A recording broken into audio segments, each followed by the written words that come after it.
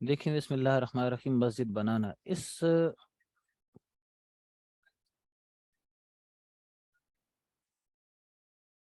اچھا، اس میں مسجد کے بنانے میں مسجد ہی لکھا ہوگا، یہ مسجد کے بنانے میں مدد مال سے یا جان سے، اور اس کے لیے زمین دینا، اس کی ٹوٹ پوٹ کی مرمت کرنا سب آ گیا اور اس کی حقوق ادا کرنا، ان حقوق میں یہ سب باتیں آ گئیں، یعنی کہ مسجد میں نماز پڑھنا، خاص کر جماعت کے ساتھ اس کو صاف رکھنا، ادب کرنا، خدمت کرنا، کثرت سے حاضر رہنا، یہ سب کچھ اس کے متعلق کچھ آیاتیں اور حدیثیں لکھتا ہوں۔ اچھا، پہلی آیت جو حضرت نے لکھی ہے یہاں پر، فرمایا اللہ تعالیٰ نے کہ اس شخص سے زیادہ کون ظالم ہوگا جو خدا تعالیٰ کی مسجدوں میں اس کا ذکر یعنی کہ عبادت کیے جانے سے بندش کرے اور اس کی ویران ہونے کی کوشش کرے۔ جو سب سے بڑا ظالم وہ ہے جو مسجد سے روکتا ہے۔ کوئی مسجد آتا ہے، اس کو کہتا ہے کہ اس کو مسجد آنے نہ دو، یہ کیا ہے؟ سب سے بڑا ظالم ہے۔ اور ہاں اللہ تعالیٰ کی دوسری آیت، اور ہاں اللہ تعالیٰ کی مسجدوں کو حقیقتاً آباد کرنا ان لوگوں کا کام ہے جو اللہ تعالیٰ اور قیامت کے دن پر ایمان رکھتے ہیں، نماز کی پابندی کرتے ہوں، زکوٰۃ دیتے ہوں، اور بجوز اللہ تعالیٰ کی کسی سے نہ ڈرتے ہوں۔ سو ایسے لوگوں کے لیے توقع ہے کہ اپنے مقصود تک پہنچ جائے، یعنی کہ وہ نجات پا جائیں۔ اس آیت کے اندر اللہ تعالیٰ مسجد کی آباد کرنے والے کے لیے خوشخبری ایمان اور جنت کی ہے۔ حضرت ابو سعید خدری رضی اللہ تعالیٰ عنہ سے روایت ہے کہ رسول اللہ صلی اللہ علیہ وآلہ وسلم نے ارشاد فرمایا کہ جب تم لوگ کسی شخص کو مسجد دیکھو کہ مسجد کا خیال رکھتا ہے، اس کی خدمت کرتا ہے، وہاں پر حاضری دیتا ہے، تو تم لوگ اس کے ایمان کی گواہی دو، کیونکہ اللہ تعالیٰ فرماتے ہیں کہ انما یعمر مساجد اللہ من آمن۔ ٹھیک ہے،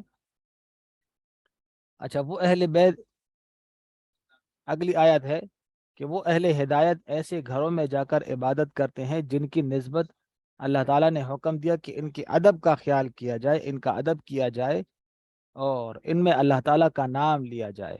فائدہ، مراد ان گھروں سے مسجدیں ہیں جن کا ادب یہ ہے کہ آگے حدیثوں کے اندر آ رہا ہے۔ اب یہاں سے احادیث کو ذکر بیان فرماتے ہیں۔ حضرت عثمان رضی اللہ تعالیٰ عنہ سے مروی ہے کہ رسول اللہ صلی اللہ علیہ وآلہ وسلم نے ارشاد فرمایا، جو شخص کوئی مسجد بنائے جس سے مقصود خدا تعالیٰ کو خوش کرنا اور کوئی بری غرض نہ ہو، مطلب اپنا نام نمود نہ ہو، ریاکاری نہ ہو، تو اللہ تعالیٰ کے لیے اس کی مثل اس کا گھر جنت میں بنا دے گا۔ یعنی کہ اگر وہ دنیا کے اندر اگر گھر بناتا ہے تو اللہ تعالیٰ اس کے لیے جنت کے اندر گھر بنا دیتے ہیں۔ اس حدیث سے نیت کی درستگی کی تاکید معلوم ہوتی ہے کہ اگر نئی مسجد نہ بنائے بلکہ بنی ہوئی مسجد کی مرمت کر دے تو اس کا ثواب بھی اس سے معلوم ہوا، کیونکہ حضرت عثمان رضی اللہ عنہ نے مسجد نبوی کی مرمت کر کے یہ حدیث بیان کی تھی۔ دوسری حدیثوں سے بھی اس کا ثبوت ہوتا ہے۔ چنانچہ حضرت جابر رضی اللہ تعالیٰ عنہ سے روایت ہے کہ جو شخص مسجد بنا دے، یعنی کہ بنانے میں مال خرچ کرے، جان خرچ کرے، دونوں چیزیں اس کے اندر۔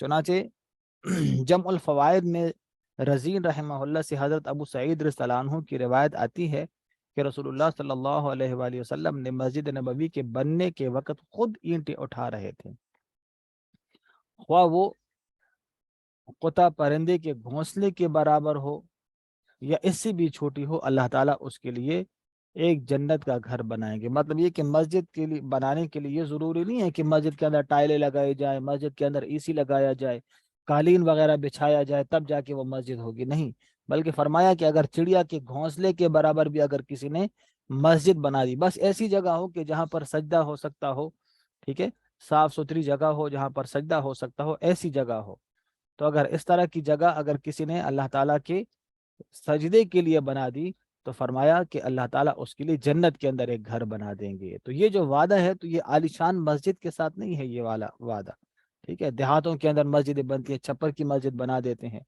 تو ان کے لیے بھی یہ وعدہ ہے کہ اگر کوئی چھپر کی مسجد بنا دے گا اس کو بھی اللہ تعالیٰ یہی فضیلت عطا فرمائیں گے۔ سمجھ آ گئی بات؟ میری توبہ۔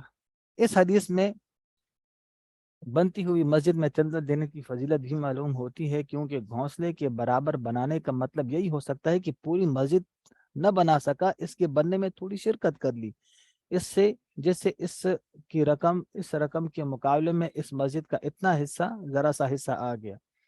اور اوپر کی حدیث میں جو آیا کہ اس کی مثل جنت میں گھر بنے گا، اس سے یہ نہ سمجھا جائے کہ گھونسلے کے برابر گھر بنے گا، کیونکہ مثل کا مطلب یہ نہیں ہوتا کہ چھوٹے بڑے ہونے میں اس کی مثل ہے، بلکہ مطلب یہ کہ جس طرح اس شخص کا اخلاص ہوگا اس کی مثل گھر بنے گا۔ لمبائی چوڑائی میں تو بہت بڑا ہوگا۔ حضرت عبداللہ ابن عمر رضی اللہ عنہما سے روایت ہے کہ رسول اللہ صلی اللہ علیہ وسلم نے ارشاد فرمایا، جو شخص مسجد بنائے گا اللہ تعالیٰ اس کے لیے جنت کے اندر گھر بنائے گا جو اس سے بہت لمبا چوڑا ہوگا۔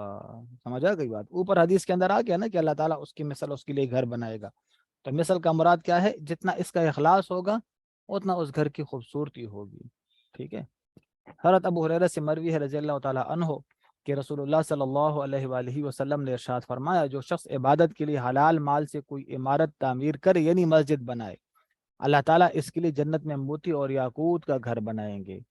یہ بھی مسجد کی آداب میں ادب ہے کہ حرام مال نہ لگائے، خواہ حرام روپیہ ہو، خواہ ملبہ ہو، خواہ زمین ہو، جیسا کہ بعض لوگوں کو شوق ہوتا ہے دوسرے زمین دار کی زمین میں بدون اس کی اجازت کے مسجد بنا لیتے ہیں، پھر اس کے روکنے ٹوکنے پر لڑنے اور مرنے لگتے ہیں، اور اس کو اسلام کی بڑی طرفداری اور خدمت سمجھتے ہیں، خاص کر اگر زمیندار غیر مسلم ہو تب بھی اس کو کفر اور اسلام کا مقابلہ سمجھتے ہیں۔ خوب سمجھ لو کہ جو اس زمین میں جو مسجد بنائی جائے وہ شرع سے مسجد ہی نہیں ہے، البتہ زمیندار خوشی سے اپنی ملک کرا کر پھر مسجد بنا لے تو وہ اور بات ہے۔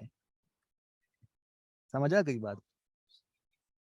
حلال مال سے پہلی بات تو یہ کہ اگر حرام مال ہو، کچھ لوگ کہتے ہیں کہ بھائی حرام مال ہے، سود مال ہے، چلو مسجد کی لیٹرینوں میں لگا دو، یہ بھی جائز نہیں ہے۔ مدرسے کی لیٹرینوں میں لگا دو، یہ بھی جائز نہیں ہے۔ حرام مال کا مصرف یہ نہیں ہے کہ تم اس کے ساتھ کوئی رفاہی کام کر لو یا مسجد بنا لو، حرام مال کا یہ مصرف نہیں ہے۔ حرام مال کا مصرف یہ ہے کہ جس سے لیا ہے اس کو واپس کرو، اگر واپس نہیں کر سکتے، واپس کرنے کی کوئی صورت ہی نہیں بن رہی، تو پھر وہ کسی مستحق زکوٰۃ کو بغیر ثواب کی نیت کے صدقہ کر دو، بس یہ اس کا مصرف ہے۔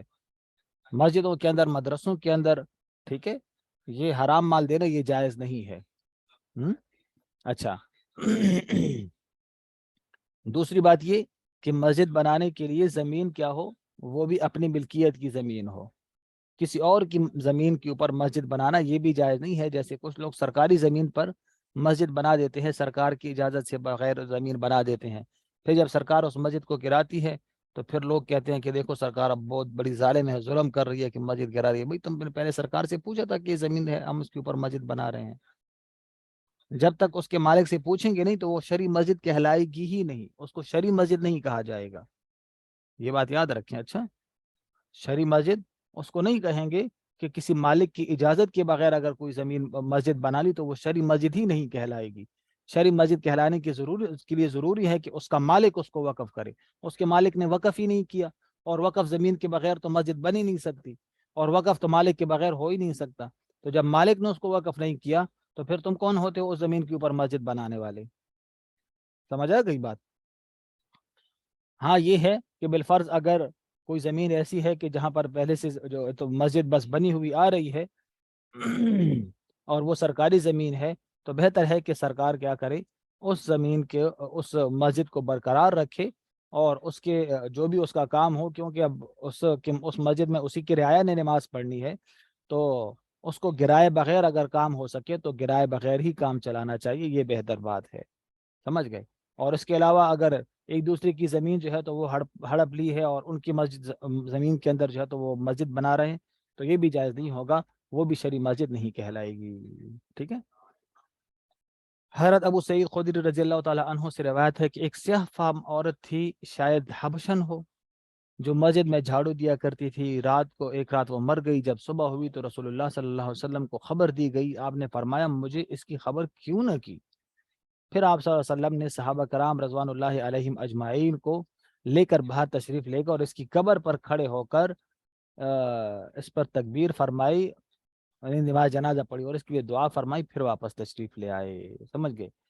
عورت تھی عام، ٹھیک ہے، وہ جھاڑو پوچھا دیا کرتی تھی مسجد کے اندر، وفات پا گئی تو صحابہ نے کہا کہ چلو بس خود ہم جنازہ پڑھ لیتے ہیں، سمجھ گئے؟ تو اللہ کے رسول نے اس کے اوپر ناراضگی کا اظہار فرمایا کہ بھائی وہ تو مسجد کی صفائی کرتی تھی، اور آپ لوگوں نے جو ہے تو مجھے بتائے بغیر اس کو دفنا دیا اور جنازہ پڑھ لیا۔ اللہ کے رسول پھر خود وہاں پہ گئے، نماز جنازہ بھی پڑھ لی اور وہاں پر دعا بھی کی۔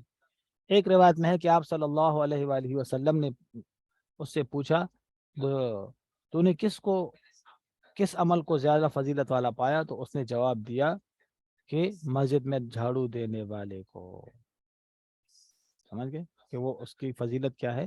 بہت زیادہ۔ دیکھیں مسجد کے اندر جھاڑو دینے کی بدولت ایک غریب گمنام حبشن جس کی مسکنت اور گمنامی کے سبب اس کی وفات کی اطلاع بھی حضور صلی اللہ علیہ وسلم کو نہیں کی گئی، حضور صلی اللہ علیہ وسلم نے کتنی بڑی قدر فرمائی کہ ان کی وفات کی خبر نہ دینے کی شکایت بھی فرمائی، اور پھر قبر پر تشریف لے گئے اور وہاں پر نماز جنازہ پڑھی۔ یہ حضور اقدس صلی اللہ علیہ وآلہ وسلم کی خصوصیت تھی، ان کے لیے دعا فرمائی۔ پھر حضور اقدس صلی اللہ علیہ وآلہ وسلم کی پوچھنے پر خود اس نے اس عمل کی کتنی بڑی فضیلت بیان فرمائی۔ افسوس اب مسجد میں جھاڑو دینے کو لوگ عیب اور ذلت سمجھتے ہیں۔ سمجھ گئے؟ جھاڑو وہ صفائی والا بلاؤ نا، صفائی والے نے کیوں صفائی نہیں کی؟ صفائی والے کو بلاؤ، چوڑے کو بلاؤ، ان سے صفائی کراتے ہیں۔ سمجھ گئے؟ اور بھائی تم بھی تو کرو، اللہ کا گھر ہے، تم کیوں جھاڑو نہیں دیتے؟ جھاڑو دینے سے تمہاری شان کے اندر کوئی کمی آئے گی؟ حضرت ابو قرصافہ رضی اللہ تعالی عنہ سے روایت ہے کہ رسول اللہ صلی اللہ علیہ وآلہ وسلم نے ارشاد فرمایا، مسجد میں کوڑا کباڑ نکالنا بڑی آنکھوں والی حوروں کا مہر ہے۔ مطلب یہ کہ اللہ تعالیٰ ان کو بڑی آنکھوں والی حوروں کے ساتھ ان کا نکاح کریں گے۔ ٹھیک ہے۔ حضرت ابو سعید خدری رضی اللہ تعالیٰ عنہ سے روایت ہے کہ رسول اللہ صلی اللہ علیہ وآلہ وسلم نے ارشاد فرمایا، جس نے مسجد میں ایک ایسی چیز بار کر دی جس سے تکلیف ہوتی تھی، کوڑا کباڑ، کانٹا اور اصلی فرش سے الگ تن کا پتھر، اللہ تعالیٰ اس کے لیے بھی جنت میں ایک گھر بنا دیں گے۔ تن کا بھی اگر بار کر دیا مسجد سے اس نیت سے کہ مسجد کے اندر گندگی پھیل رہی ہے، اللہ تعالیٰ اس کے لیے بھی جنت میں گھر بنائیں گے۔ حضرت عائشہ رضی اللہ تعالیٰ عنہ سے روایت ہے کہ ہم کو رسول اللہ صلی اللہ علیہ وآلہ وسلم نے محلہ محلہ میں مسجد بنانے کا اور پاک صاف رکھنے کا حکم بیان فرمایا۔ ٹھیک ہے، چلیں یہاں تک بس کرتے ہیں، باقی انشاءاللہ پھر اگلی دفعہ پڑھتے ہیں 5 حدیثیں اور بھی۔ ٹھیک ہے، چلیں، السلام علیکم ورحمۃ اللہ۔